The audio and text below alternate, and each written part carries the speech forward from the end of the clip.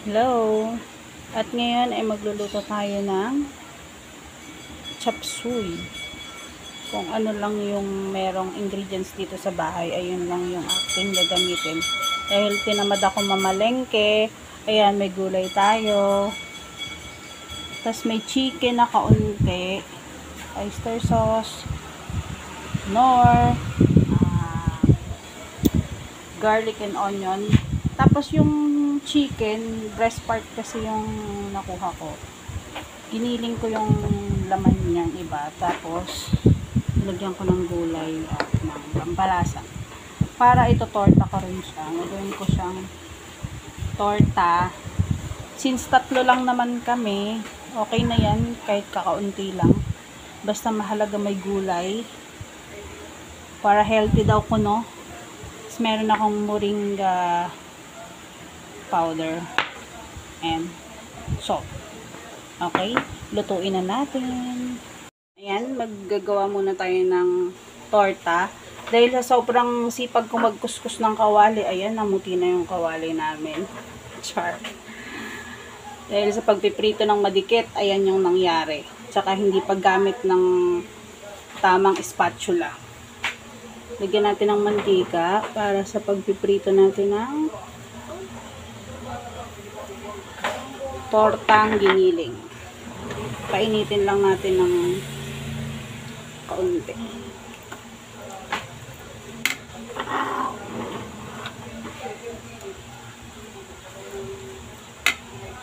Hintayin lang natin uminit. Meron kaming magandang kawali, kaso tinatamad ako gamitin or nanghihinayang ako gamitin kasi baka ganito din yung mangyari sa kanya. Saka ito pa, oh, makintab na kaserola. Ayan. Pwede na siguro to, medyo mainit-init na. Maliliit lang yung gagawin ko para lutong-luto siya. Tsaka konti lang kasi to.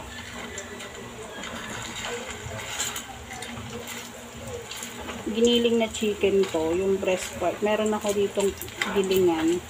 Yung breast part niya, yung manok. Ginawa kong ganito.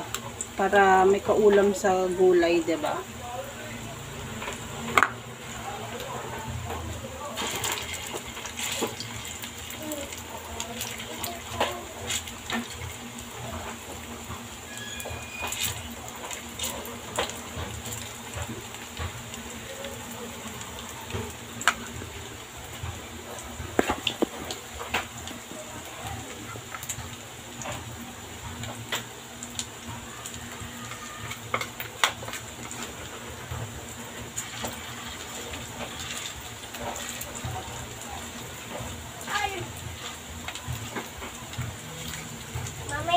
Mm. Nagluluto po. Akain ka ng niluluto ko, ha? Sige. Like egg. Torta. Tortang giniling. Na maliliit. Kakain ka nito, niluluto ko. Hinaan lang natin yung apoy para hindi siya masunog kaagad.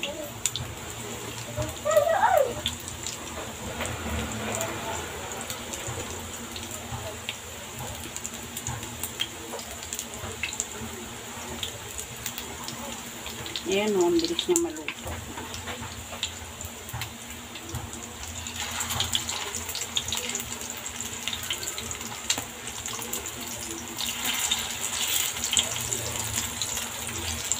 Mamamalengke talaga ako tuwing umaga. Pero ewan ko ba, kaninang umaga pa ako tinamad na malengke. Tapos naghapon na, tinamad pa rin ako mamalengke. Kaya yung mga, kung ano lang yung nasa rep, yun na lang muna yung pagtsatsagaan ko. Bukas na ako magluto ng ibang ulam. Hindi naman magre-reklamo si master niyan kasi kahit ano nang iluto ko, approve sa kanya. Huwag lang maalat. Ayan. Kuha tayo ng platito. Lalagyan natin ng paper towel para hindi siya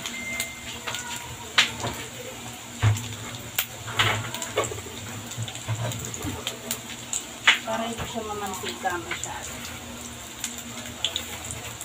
Tapos magigisa na tayo ng patayin ko muna apoy. Pwede na to, luto na. Ayan. Pakunin na natin.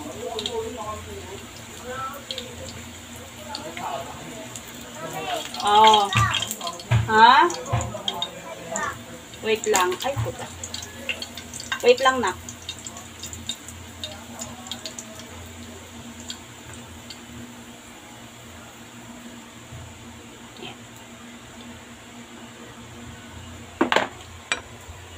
Ayan. Tabi muna natin at magluluto naman tayo ng chop suey.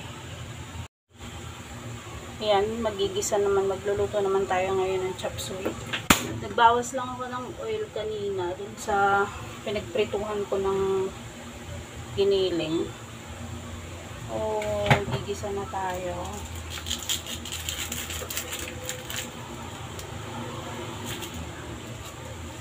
Unahin natin tong garlic.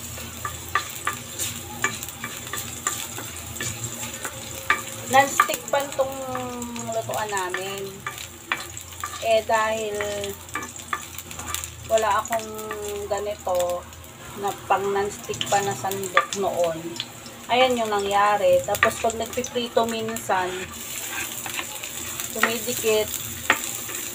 Yung nagbawasan na yung black niya, dumidikit na yung piniprito minsan pag hindi pa mainit yung mantika at nailagay na yung isda.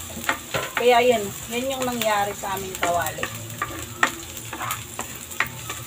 Nagkaroon na ng panot. Gisa lang natin konti, tapos isunod natin tong chicken. Itong chicken ko, konti lang talaga to, pampalasa lang.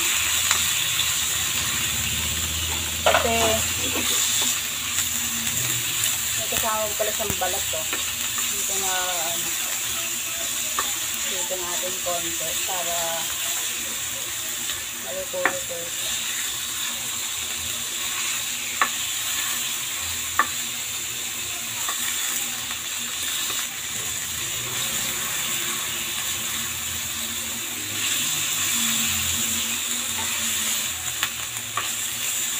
Lang natin maluto yung karne. Mabibilang mo lang yung karne niya kasi konti lang talaga siya.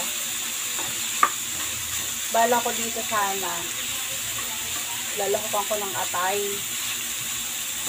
saka pugo o kaya hipon. Kaso nga inabot ng katamaran, tinamad na pumuntang palengke.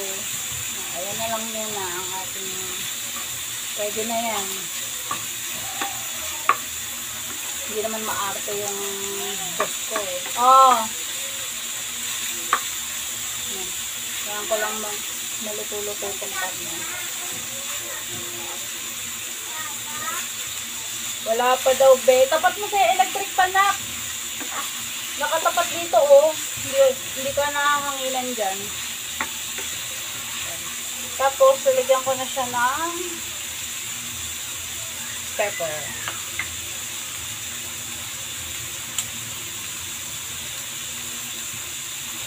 Pepper.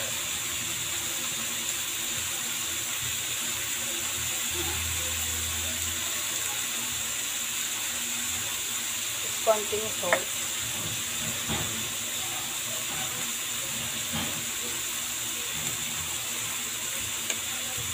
Tapos halo-halo. Ayan, feeling ko pwede nang ilagay yung gulay. Lagyan natin itong gulay natin.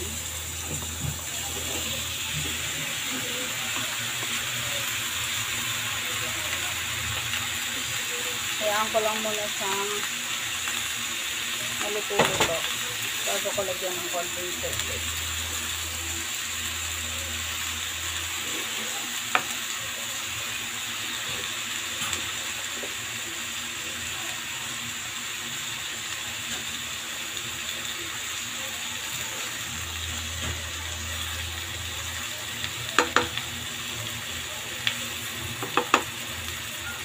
sa chop suey, hindi ako kumakain ng broccoli at ng cauliflower. Bukod sa lahat ng gulay na nandito, broccoli at cauliflower lang yung hindi ko kinakain. Hindi ko alam, hindi ko type yung lasa niya, pero masarap siya, sabi ng asawa ko sa kanan. Nakatikim na ako, pero hindi ko talaga siya type. Kaya ito na lang kinakain ko itong mga sayote, repolyo. Yung iba nga, ini-steam lang yung broccoli, kinakain. Yung mga foreigner. Tatakpan ko muna siya saglit para lang lumabas yung sariling tubig ng gulay.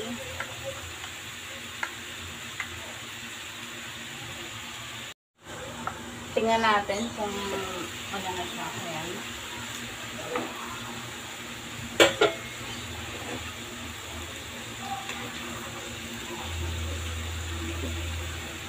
Ayan, medyo na ano-ano na siya sa naluto-luto na ng kaunti. Lagyan natin ng kaunting water. Para lang maluto yung mga sayote. Isang tasang tubig nilagay ko. Tapos maglalagay ako ng oyster sauce. Ito ang oyster sauce.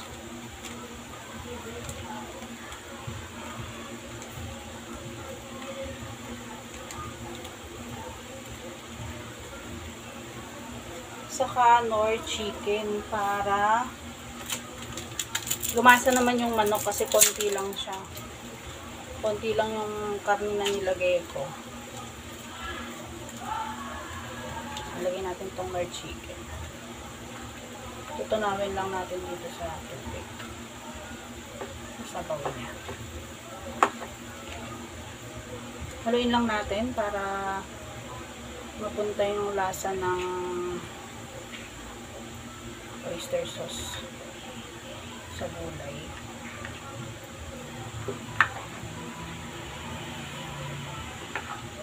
Pakuluin lang hanggang sa lumambot ang ating sayote at yung ating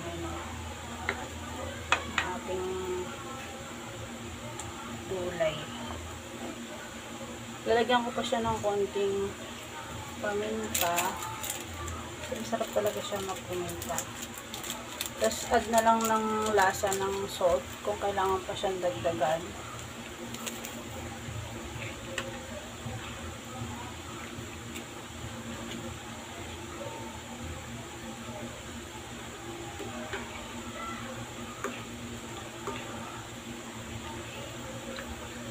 Takpan ulit para kumulo.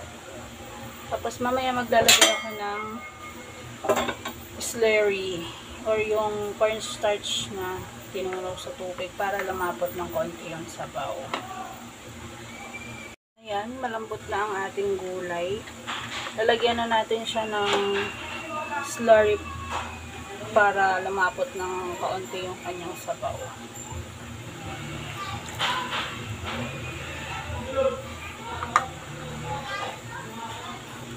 Tapos nalagyan ko siya ng moringa powder na kaunti lang.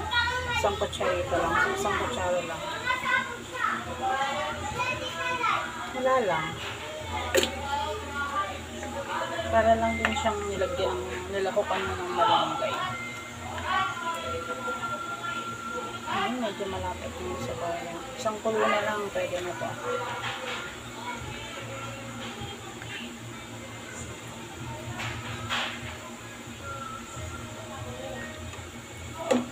Ayun, malapit na yung sabaw niya.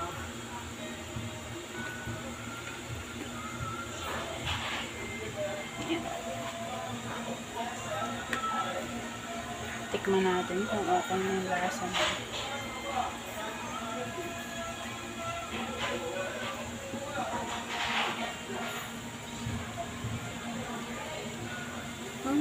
Okay na siya.